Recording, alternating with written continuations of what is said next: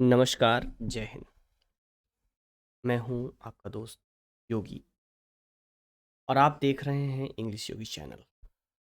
तो आज बातचीत करते हैं पीडीयू गोरखपुर विश्वविद्यालय के एनुअल एग्जामिनेशंस पर। एनुअल एग्जामिनेशंस यानी कि यूजी रेगुलर थर्ड ईयर के एग्जामिनेशंस यानी कि BA, BSc, BCom third year के एग्जामिनेशंस जो कि एनुअल मोड में होने हैं। दूसरा एग्जामिनेशन जो प्राइवेट हैं यानी कि BA first year, second year, third year, यानी कि स्नातक जितने भी हैं BA, BSc, BCom first year, second year, third year, private mode और एमए प्राइवेट, ये इतने कोर्सेज हैं जो कि एनुअल मोड में है। इन्हीं के एग्जामिनेशन को, एनुअल एग्जामिनेशन के विषय में थोड़ी सी चर्चा करते हैं, क्योंकि अभी हम कुछ ऐसे प्लेस पर हैं जहाँ पर हमारी जो नेट की कनेक्टिविटी है वो इतनी अच्छी नहीं है कि लाइव आप लोगों से बातचीत हो सके। तो अपने तरफ की बात हम इस रिकॉर्डिंग में कर रहे हैं और आप अपने हिस्से की बात हमको कमेंट में लिख करके बताइएगा। देखिए, जो पहले नोटिस आई थी गोरखपुर विश्वविद्यालय की, जो एकेडमिक कैलेंडर जारी हुआ था, उस कैलेंडर के अकॉर्डिंग आपकी परीक्षाएं 11 फरवरी से स्टार्ट होनी थी। 11 फरवरी से नहीं हुई, आनन फानन में 4 दिन के बाद, यानी कि सॉरी 4 दिन नहीं, लगभग 1 महीने के बाद की डेट आई 14 मार्च से, यानी कि 14 मार्च से आपके एग्जामिनेशंस होने थे। शेड्यूल भी आ गया था, डेट भी जारी हो गई थी, सब तैयारी कर रहे थे। लेकिन अचानक 11 मार्च को एक नई नोटिस जारी होती है जिसमें ये बताया गया कि अपरिहार्य कारणों से परीक्षा स्थगित की जाती है और नई परीक्षा तिथि और टाइम टेबल नए सिरे से जारी किया जाएगा। यानी कि अभी जो 14 तारीख से परीक्षा होनी थी वो स्थगित हो गई है। अब कब होगी इस बात की कोई जानकारी नहीं दी गई है, यानी कि आपकी परीक्षा कब होगी इसके विषय में कुछ सूचना नहीं, किस तरह से होगी, किस डेट पर होगी, इसकी भी कोई जानकारी नहीं दी गई है। तो मामला अभी लटका हुआ है। तो आप लोग को करना क्या भाई, आप लोग जिस तरीके से पढ़ रहे थे पढ़ते रहिए, थोड़ा सा और समय मिल गया। हाँ, प्रॉब्लम इस बात की है कि इसी में आपके जो थर्ड ईयर के स्टूडेंट्स हैं उनके बीएड के एंट्रेंसेस भी हैं, तो उसके लिए भी पढ़ाई मैनेज करना, क्योंकि इसी बीच में वो भी होगा। तो ये एक बड़ा प्रेशर आपके ऊपर है, लेकिन क्या करेंगे। आप गोरखपुर विश्वविद्यालय में हैं तो इतनी उम्मीद की जा सकती है, पिछले 3 सालों से तो हम लोग लगभग देख रहे हैं, जब से हम आप जुड़े हुए हैं एक साथ, लगभग कोई भी ऐसी परीक्षा नहीं हुई जो कम से कम एक बार या 2 बार स्थगित ना हुई हो। वैसे इस परीक्षा को स्थगित करने के कारण नहीं बताए गए हैं, लेकिन अंदर की खबर जो है, 2 खबर मेरे पास है जो लोगों से मुझे पता चली कि क्या कारण है, क्यों ऐसा हो। एक्चुअली में हुआ ये था कि जब परीक्षा की तिथियां घोषित की जा रही थी, तो जो विश्वविद्यालय के ऑफिशियल्स हैं, जो परीक्षा कराने के लिए जिम्मेदार हैं, उन लोगों ने कहा कि सर अभी परीक्षा नहीं हो सकती है, अभी परीक्षा की तैयारियों में कुछ वक्त लगेगा। लेकिन फिर भी ज़बरदस्ती अड़ियल तरीके से परीक्षा की तिथियां घोषित करवाई गई और बाद में पता ये चला कि अभी जो बैक पेपर्स हुए हैं उनका रिजल्ट जारी ही नहीं हुआ है।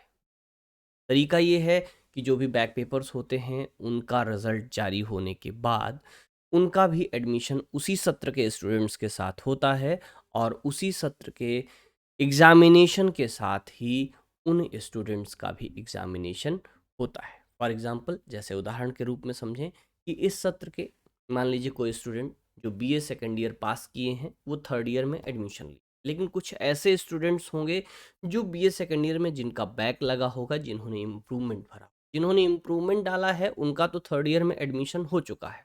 लेकिन ऐसे स्टूडेंट्स जिनका बैक लगा था और उन्होंने बैक पेपर दिया है, तो अभी उनका बैक पेपर का रिजल्ट नहीं आया है, जिसकी वजह से उनका एडमिशन, उनका एग्जामिनेशन फॉर्म अभी नहीं भरा गया है। और तरीका ये है, नियम ये है कि उनका भी एग्जामिनेशन इन्हीं स्टूडेंट्स के साथ होगा, इसी सत्र में होगा। तो वो बात जब याद आई विश्वविद्यालय प्रशासन को, तो निश्चित रूप से उन्होंने सोचा कि अब तो परीक्षा स्थगित करनी ही पड़ेगी और आनन-फानन में नोटिस जारी करके परीक्षा स्थगित की गई है। और अब एक बार फिर से एग्ज़ामिनेशन फॉर्म्स ओपन किए जाएँगे, बैक पेपर के रिज़ल्ट आएँगे, बैक पेपर के रिज़ल्ट के बाद जो स्टूडेंट्स ऐसे हैं जो बैक पेपर में पास होंगे, उनका एग्ज़ामिनेशन फॉर्म भरा जाएगा, उनका एडमिशन होगा, उनकी फ़ीस जमा होगी, तब साथ में आप सभी के एग्ज़ामिनेशंस की तैयारी होगी, आपके लिए एग्ज़ामिनेशंस की नई तारीख और नई समय सारणी घोषित की जाएगी। तो फिलहाल जितना मुझे उम्मीद है कि इस मार्च महीने के अंतिम सप्ताह में आपकी परीक्षाएँ संभव हैं, ठीक है? आपके मन में ये सवाल होगा कि कब होंगी परीक्षाएँ? तो मान कर के चलिए कि जितनी प्रक्रिया हमने बताई ये 10 दिन के अंदर-अंदर पूरी हो जाएँगी और 10 दिन के अंदर ये प्रक्रिया पूरी करने के बाद लगभग मार्च के अंतिम सप्ताह में आपकी परीक्षा की तिथियाँ घोषित कर दी जाएँगी और परीक्षाएँ आपकी मार्च के अंतिम सप्ताह तक शुरू होने की संभावना है। अभी यूट्यूब पर हमने कुछ कमेंट्स पढ़े, विशेष रूप से कमेंट्स वो जो उस पोस्ट के नीचे थे जिसमें हमने वो नोटिस पोस्ट की थी जिसमें एग्जामिनेशन पोस्टपोन हुआ। वहाँ पर कमेंट्स पढ़ करके आप लोगों के फ्रस्ट्रेशन का पता चला। जाहिर सी बात है कि अगर एक बार चीज़ें शेड्यूल होती हैं उसी के अकॉर्डिंग स्टूडेंट्स अपनी स्टडी प्लान करते हैं, सारे एग्जामिनेशंस की स्टडी को शेड्यूल करता है, प्लान करता है, उसकी तैयारी में लगा। लेकिन जब किसी तरीके से वो चीज़ें बदलती हैं तो उनका पूरा रिदम टूटता है। तो इस बात का फ्रस्ट्रेशन, इस बात की प्रॉब्लम सभी को है। लेकिन कुछ और कमेंट्स जैसे अभी कुछ स्टूडेंट्स सिलेबस पूछ रहे हैं। भाई पहली बात, अगर आप सीरियस स्टूडेंट हैं तो आपको सिलेबस बहुत पहले पूछ लेना चाहिए था या अभी तक आपको सिलेबस पता होना चाहिए। लेकिन फ़िलहाल कोई बात नहीं, आपको नहीं पता है, मैं फिर से बताता हूँ। देखिए जो थर्ड ईयर के स्टूडेंट्स हैं उनका एनुअल, रेगुलर और प्राइवेट दोनों का जो सिलेबस है सेम है। लेकिन फर्स्ट ईयर, सेकेंड ईयर और प्राइवेट एमए के जो स्टूडेंट्स हैं उनका सिलेबस वही है जो पहले एनुअल में चला करता था। यानी कि जो सिलेबस एनुअल का था वही सिलेबस अभी प्राइवेट का होगा। तो आप गोरखपुर विश्वविद्यालय की वेबसाइट पर जाइए, वहाँ सिलेबस में जा कर के एकेडमिक में जाएंगे, सिलेबस में जाएंगे और वहाँ पर आप जो है सिलेबी में जा कर के देखेंगे तो एनुअल एक ऑप्शन होगा, सेमेस्टर सीबीसीएस का दूसरा ऑप्शन होगा। एनुअल वाले जा कर के आप उसमें सिलेबस डाउनलोड करेंगे तो वो आपका सिलेबस, यानी कि जो एनुअल में सिलेबस चलता था वही सिलेबस आपको देना है। क्लियर? उम्मीद करते हैं कि इसमें बातें आपको स्पष्ट हुई होंगी, इससे आपको कुछ बातचीत का मौका मिलेगा, कुछ जो प्रश्न आपकी शंकाएं रहीं उसका समाधान हुआ होगा।